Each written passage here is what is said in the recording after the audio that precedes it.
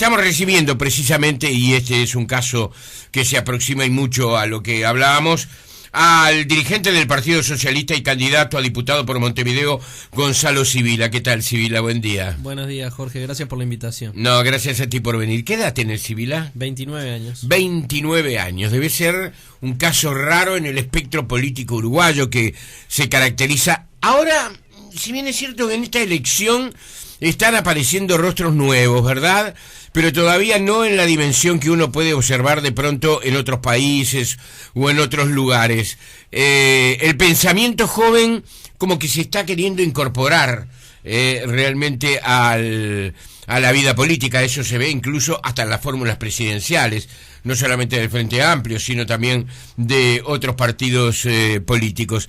¿Sentís que el pensamiento joven agrega, incorpora cosas que de pronto sin esos jóvenes no estarían? Bueno, podemos hablar en tu caso concreto del Frente Amplio, pero yo estoy generalizando en este caso, ¿no? Sí, creo que hay un recambio generacional imprescindible para las fuerzas políticas que es el que además permite su supervivencia, su permanencia en el tiempo. Si ese recambio generacional no se produce, las fuerzas políticas no pueden sostenerse. Y por otra parte hay sí algunas características del clima de época, del momento en que cada generación le toca transitar y construirse que se expresan a través de los dirigentes más jóvenes. De cualquier manera, creo que las principales diferencias ideológicas de visión del mundo, etcétera, no pasan sustantivamente por la edad, sino por otro lado. O sea, yo no comparto ese concepto del choque de generaciones o algo así que a veces se levanta, sino que creo que en todo caso todas las fuerzas políticas deben darse una construcción intergeneracional, porque así es la sociedad y está bueno que puedan expresar los sectores sociales, las visiones del mundo que la sustentan con esa amplitud, ¿no? En el caso nuestro, el Partido Socialista, tenemos una forma particular de definir nuestras listas en convenciones, en congresos donde los militantes votan secreto qué lista quieren, y bueno, producto de eso fue el recambio que se produjo en la lista de Montevideo, que en este caso la novedad más grande que tiene es que no que haya una persona de 29 años, sino que esa persona de 29 años encabeza la lista. Claro.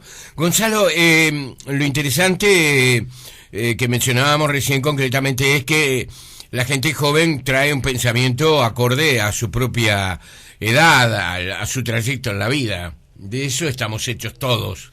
Y a medida que vayas creciendo, vas a ir llevando eso contigo y tu pensamiento cada vez va a ser menos joven y va a venir otros jóvenes que van a ir sustituyendo ese pensamiento joven que tú puedes representar hoy, ¿verdad? Está claro, esa es la ley de la vida, para ti y para todos. Para mí también lo ha sido. Entonces, lo interesante en esto es que por un lado puede estar la incorporación de ese pensamiento joven transmitiendo lo que otros jóvenes piensan, pero también el pensamiento joven relacionado a problemas o conflictos que tienen otras generaciones mayores, es decir, la manera de ver esos conflictos y esas posibles soluciones, ¿verdad? Esas preocupaciones que muchas veces generan, digamos, las personas que no están en una franja etaria muy baja. ¿Te ocurre? Sí, uno trata de mirar todos los problemas. Creo que los que hacemos política tenemos un poco la obligación de tener una visión global, más allá de la particularidad desde la cual uno habla, ¿no? Y sin duda que los aspectos generacionales inciden en eso. Yo ahí distingo entre franja etaria y generación. Creo que son dos cosas distintas. Me parece que una generación política comparte una identidad. Yo no me considero parte de la misma generación política que algunos dirigentes jóvenes del Partido Nacional o del Partido Colorado. Me considero parte, sí, de una misma generación política con gente de pensamiento de izquierda, de pensamiento afín al tuyo. Y no solamente en el Uruguay, sino en otras partes, ¿no? O sea, claro. Creo que eso trasciende fronteras y sí, ahí aparecen sensibilidades o visiones que tienen que ver con la franja etaria a la que uno pertenece, pero en el marco de una visión del mundo compartida, ¿no? Uh-huh. Y desde esa visión del mundo uno analiza los problemas no solamente que atañen específicamente a su franja etaria, sino que atañen a la sociedad en general, ¿no? Claro. Gonzalo, intuyo que te definís como un hombre de izquierda, me parece obvio decirlo, Sí, ¿verdad? claro, sí.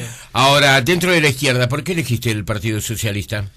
Elegí el Partido Socialista primero por algunas razones prácticas y después por razones ideológicas. Digo, en realidad me fue llevando un poco la militancia hacia ahí. Yo empecé a militar a nivel social en asentamientos de Montevideo desde mi educación cristiana, venía de ese palo. Me vinculé a un comité de base del Frente en plena crisis del 2002, sufriendo un poco también las consecuencias de esa crisis y analizando las injusticias que uno veía por ahí.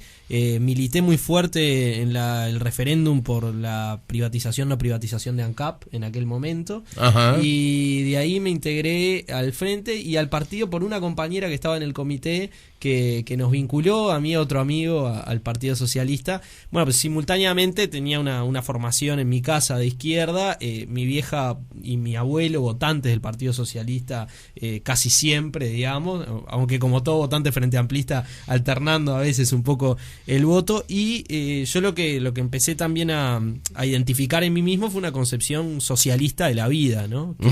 Que es, bueno, tiene que ver con la defensa de un sentido de solidaridad muy fuerte, con entender que además este sistema en el que vivimos es un sistema muy injusto que tiene que ser superado, y sentí que en el partido tenía un espacio para militar por esa idea sin dogmatismos, digamos, ¿no? O sea, con la capacidad también de recrear esa visión anclada en el momento histórico que estaba viviendo. Claro.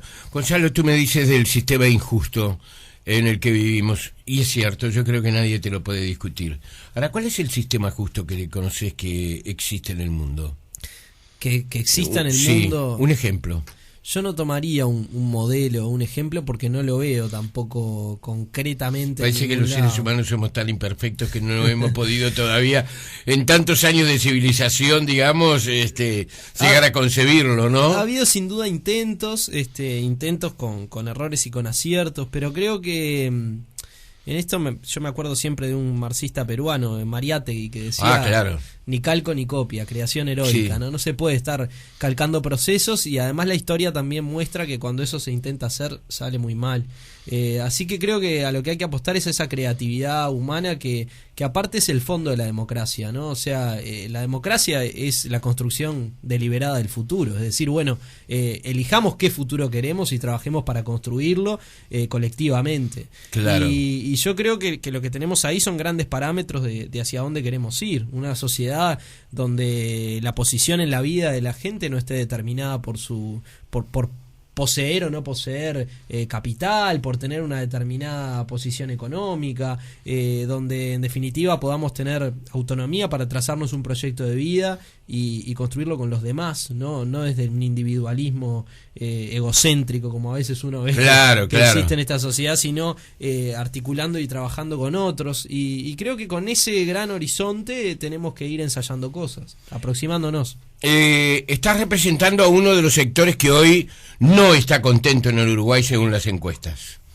Es decir, hay dos sectores plenamente disconformes en el Uruguay de hoy que tienen que ver, uno con la clase media y el otro con los jóvenes. No específicamente quiere decir que ese descontento sea con el gobierno, pero lo incluye. Es decir, en ese descontento está incluido el gobierno o los gobiernos del Frente Amplio, pero no se limita a eso. La impresión es que están descontentos con el sistema general, ¿verdad? La forma de mecanizar la política en el Uruguay. ¿Entiendes el mensaje que los jóvenes están lanzando? Yo creo que hay un atraso de parte de las fuerzas políticas en general de construir dispositivos adecuados para permitir la participación política de los jóvenes. Sí.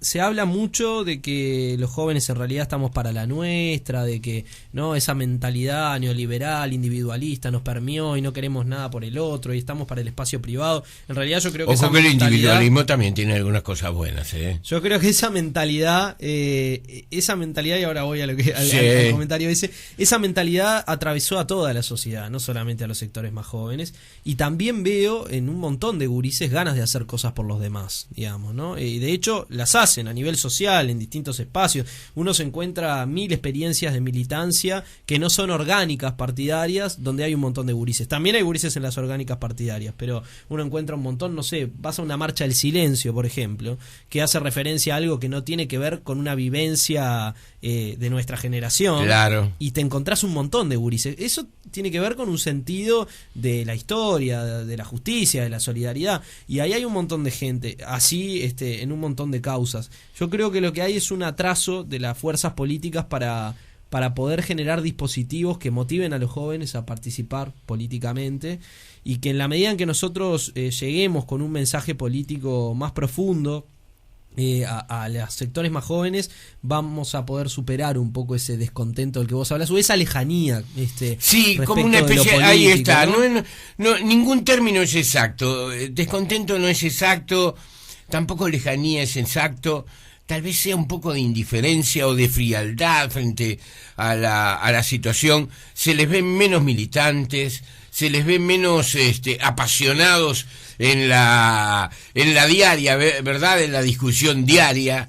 Ayer había muchos jóvenes alrededor mío en un cierto momento del día, y pasaba algo que no pasaba, digamos, hace poco tiempo atrás, a tan poco tiempo de las elecciones. ¿A cuántos días estamos? A 40 días aproximadamente. 40 días, sí. Ahí está.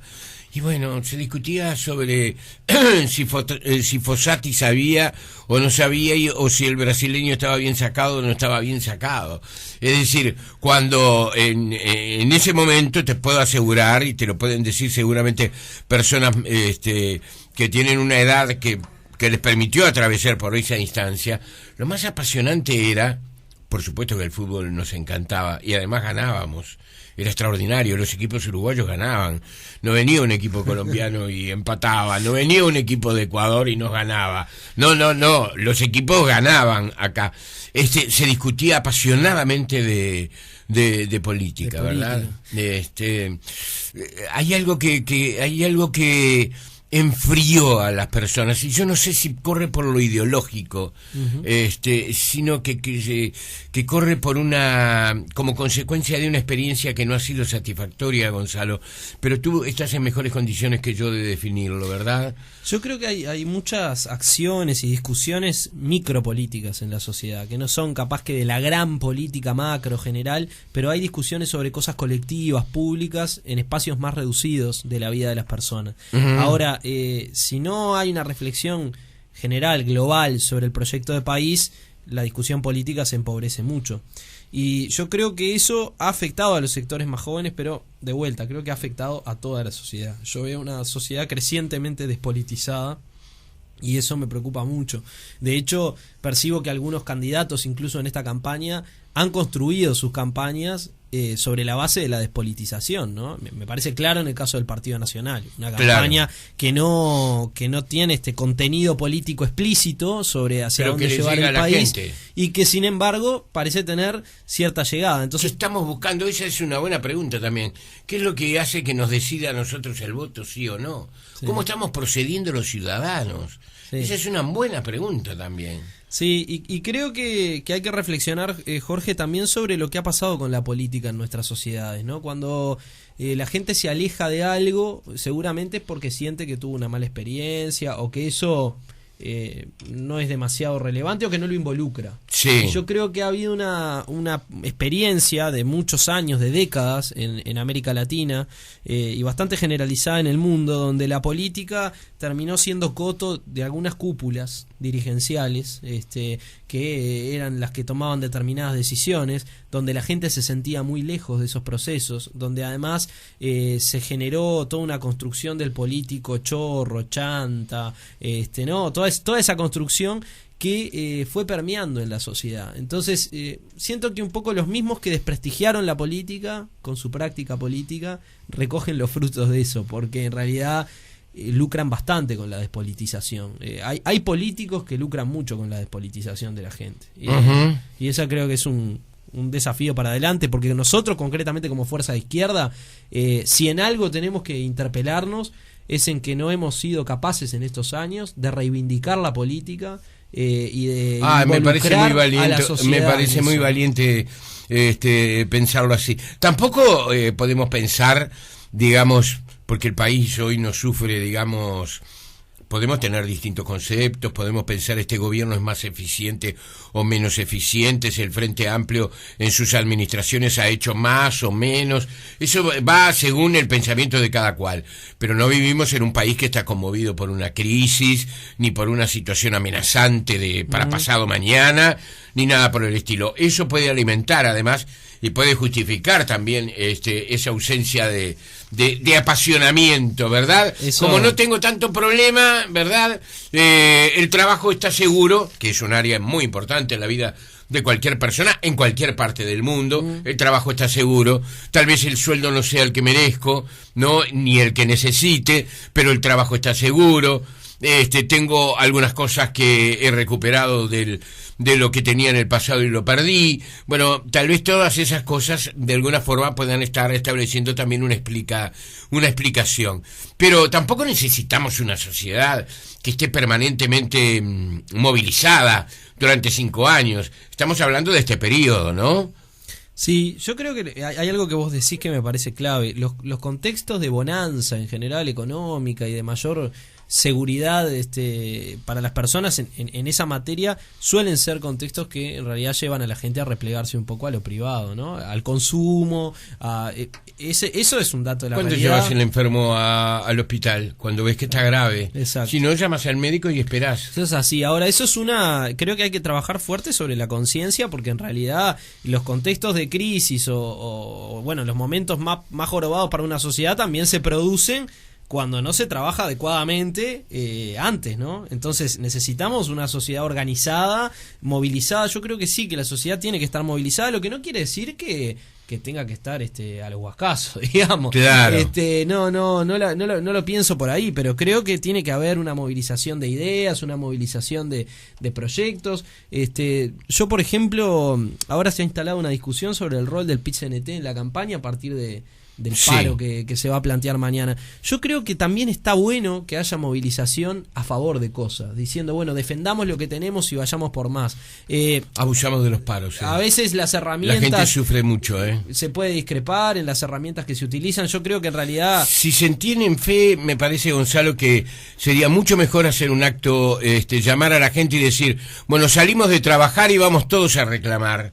Me parece un facilismo hacer un paro de 4 horas en una jornada como la de mañana, que afecta fundamentalmente a los que trabajan, ¿verdad? Y también a las empresas, y también a quienes integran los gremios. Es decir, este es un paro que yo realmente... Hay paros y paros. Si trivializás la manera de parar, al final se para, pero por inercia, pero no te creen.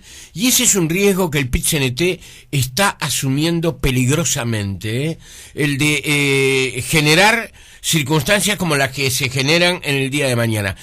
Si se tiene la confianza en que se está, representando una corriente mayoritaria de trabajadores que presionan por eso, hace un acto después de las 7 de la tarde, cuando todos seamos atendidos, cuando todos los chicos hayan tenido escuela. Bueno, si tenés razón, se te va a llenar la Plaza Independencia o la Plaza Cagancha. Si no tenés razón, va a ir menos gente. Ese es un riesgo que el PIT-CNT tiene que realmente realizar, porque son muchos los paros que se acumulan a lo largo de un año, no solamente con este gobierno, con otros gobiernos. Me parece que la frecuencia, Gonzalo, no sé, perdón, mirá que no estoy discutiendo contigo, yo te estoy escuchando con mucha atención, pero me gusta dar esta impresión en este momento, en este diálogo franco contigo, Sí, sí. porque tampoco quiero quedar por fuera, tomar una situación cómoda y decir, bueno, no, mañana hay paro y nada más. No, el paro de mañana realmente coincido con el doctor Vázquez, con el Frente Amplio y por supuesto con el resto del espectro político, supongo, ¿no? Que tendrá esa opinión. Me parece un paro inútil, absolutamente inútil.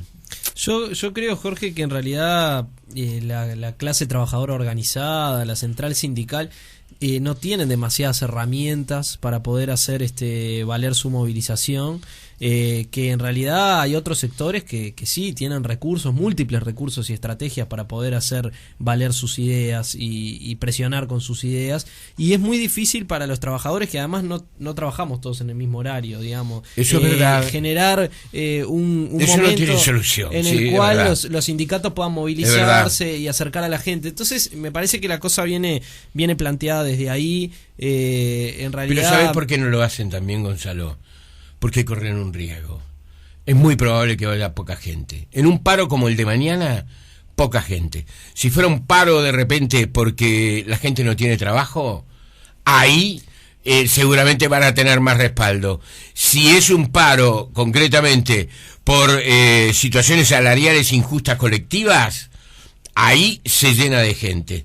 Este es un paro que digamos, parece más un aviso que un reclamo, ¿no? yo creo que es una forma de marcar posición. Creo que bueno, las cámaras empresariales lo hacen a su modo. Pero está bien el PIT-CNT marcarla. lo hace al suyo con sus herramientas. Vamos a Tiene ver. mucho dinero el PIT-CNT como para elegir herramientas también que se puedan ser sofisticadas y expresadas, y me parecería muy legítimo que apelar a ello, ¿no? Sí, pero la movilización, viste que no se genera con dinero. Tenés Sí, que generar claro, condiciones pero para que la creás gente conciencia. esté. Ahora, yo creo, Jorge, que, bueno, a ver, veremos mañana cuál es la movilización que se produce en este día, pero creo que lo que se está jugando el país es demasiado importante como para que el PIT-CNT no despliegue las herramientas que tiene a su alcance para marcar posición en la campaña. O sea, respeto a los distintos puntos de vista, ¿no? Yo puedo discutir un poquito más contigo, Sí, Gonzalo. obviamente. Mira, ¿sabes una cosa? Tú sos el entrevistado y tú sos el que... son las opiniones que realmente importan y que la gente quiere escuchar, son las tuyas. Pero el PIT-CNT no representa solamente digamos a las figuras que están encabezando el movimiento. Hay de todo. Ahí hay blancos, hay colorados, hay populares, hay de todas las tendencias. Y de repente alguien podría sentirse insatisfecho y decir, bueno, pero ¿qué está pasando con esto? Esto no ingresa dentro del área de mi interés propio.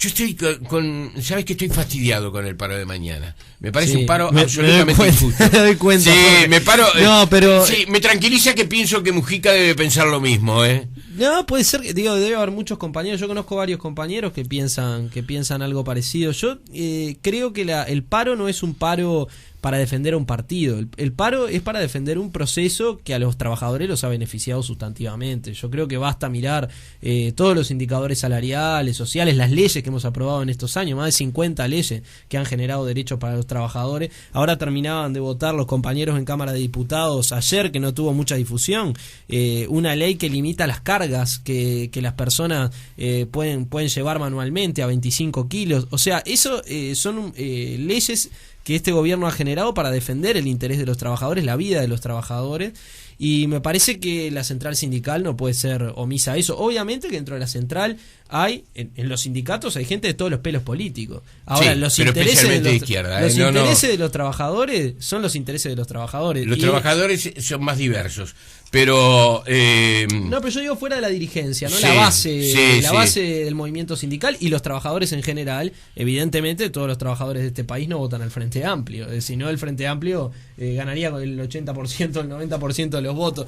Ahora, los intereses de los trabajadores son los intereses de los trabajadores, y queda claro que este gobierno ha sido un gobierno que ha beneficiado esos intereses. Entonces creo que está bueno que el PIT-CNT lo pueda expresar, no a favor del gobierno, sino diciendo, estos cambios nosotros queremos que se mantengan y queremos ir a más. Bueno, Parece que es legítimo, que está muy bien que se plantee, y bueno, sobre la herramienta veremos también qué es lo que pasa mañana. Gonzalo, seguramente vas a ser diputado, ¿no? Seguramente vas a ser diputado, y tal vez el año que viene tengamos la fortuna de conversar contigo ya en ese carácter de diputado. ¿Qué quisieras decir en el minuto final de este diálogo? Que lamento de repente yo te perturbé o te interferí en la conversación. De ninguna manera quise contradecir lo que tú decías, sino que expresar más que nada, discúlpame, me salió el fastidio de adentro, ¿viste? No, creo que mira, yo entiendo que en todo, en una entrevista o en cualquier ámbito donde uno esté con otra gente, lo más productivo es el diálogo y es la contraposición de ideas.